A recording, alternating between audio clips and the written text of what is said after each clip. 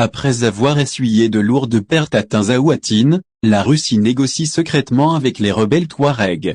Après avoir essuyé de lourdes pertes à Tinzaouatine, la Russie négocie secrètement avec les rebelles Touaregs. S'agissant du Sahel, Moscou est tort, tragiquement tort, de ne pas écouter Alger, de n'en faire qu'à sa tête, et de se plier, un temps, aux instructions martiales, haineuses et racistes du chef de la junte militaire malienne, le colonel Assimi Goïta. Ce dernier avait cru bon dénoncer l'accord d'Alger, celui-là même qui avait sauvé son pays en 1995, et permis à celui-ci de ne pas voler en éclats. Les FAMA, forces armées maliennes, avec l'aide des mercenaires de Wagner, avaient envahi la partie septentrionale de ce pays, notamment Kidal, jusqu'à arriver à quelques kilomètres de la frontière sud de l'Algérie, à Tinzaouatine. La réplique des rebelles Touaregs a été cinglante et très douloureuse. Des dizaines de morts, de blessés et de prisonniers maliens et russes ont été faits au sein des FAMA et des milices armées de Wagner. Ce revers donne raison aux mises en garde algériennes.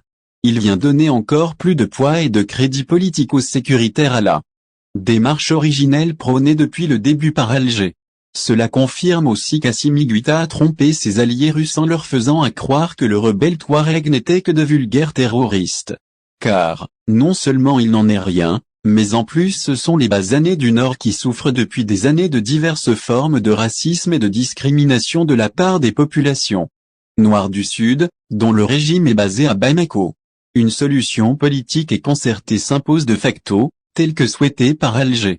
Aussi, l'ambassadeur russe au Mali, Igor Gromyko, aurait secrètement rencontré Bilal Hajj, shérif, figure de proue du mouvement indépendantiste de l'Azawad.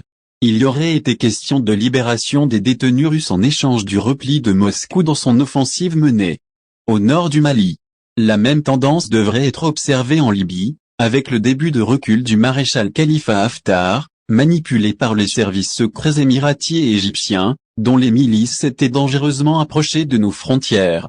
En attendant, Alger reste un État pivot, et une puissance régionale, qui dicte ses règles à ses partenaires et voisins désirant mettre le doigt dans l'engrenage sahélien. D'ores et déjà, nous apprenons que les cargos militaires russes se rendant au Sahel, sont interdits de survoler l'espace aérien algérien. De sérieux et sévères motifs de désaccord, sinon de discorde, n'ont eu de cesse de s'accumuler entre Alger et Moscou. Cela, en dépit de tous les gestes de bonne volonté déployés par notre diplomatie, dont le point d'orgue a été la visite d'État en Russie du président Tebboune, et toutes les opportunités et les débouchés offerts par l'Algérie à la Russie afin de lui permettre de briser l'embargo que tente de lui imposer l'Occident. Les erreurs ou mésententes entre Alger et Moscou ont commencé lorsque Moscou a omis de défendre comme il se doit notre solide dossier de demande d'adhésion aux BRICS. D'autant qu'il était évident que nous étions pris pour cible par l'Inde, en train de sous-traiter le sabordage de notre adhésion pour le compte de l'entité israélienne. Point de salut hors des voies et voies d'Alger. Loin de s'arrêter en si mauvais chemin, la Russie a procédé à des choix malheureux en Libye et au Sahel.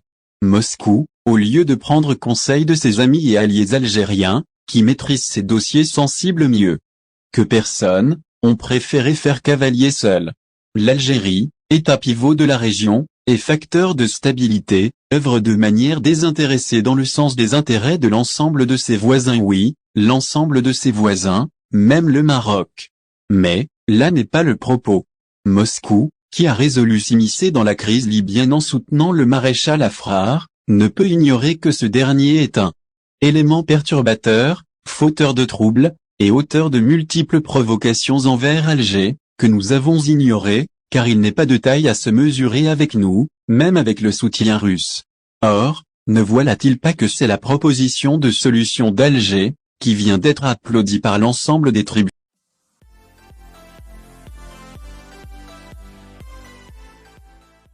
Tebboune fait un très beau cadeau à Kellyanne Moore. Le 8 mars 2024, à l'occasion de la Journée internationale des femmes, une atmosphère de célébration et de reconnaissance enveloppe l'événement, marqué par un geste significatif du président de la République, Abdelmadjid Tebboune. En effet, ce jour-là, Kellyanne Moore, la brillante championne olympique, reçoit un cadeau particulièrement émouvant, un certificat de reconnaissance décerné par le président lui-même. Kellyanne Moore, dont les exploits sportifs ont fait la fierté de son pays, se voit ainsi honorée pour ses contributions exceptionnelles non seulement au monde du sport, mais aussi comme symbole de persévérance et d'excellence. Le certificat de reconnaissance remis par le président Tebboune souligne l'importance de son rôle en tant que modèle inspirant pour les jeunes générations, en particulier pour les femmes. Ce geste n'est pas seulement une marque de gratitude pour ses réalisations sportives, mais aussi une affirmation de la place essentielle des femmes dans tous les aspects de la société. En remettant ce certificat, Abdelmadjid Tebboune envoie un message fort, il célèbre non seulement les succès individuels, mais aussi l'impact plus large que ces succès peuvent avoir sur la société. Il encourage ainsi toutes les femmes à poursuivre leurs rêves et à briser les barrières, tout en mettant en avant la valorisation des héroïnes du quotidien comme Kellyanne Moore.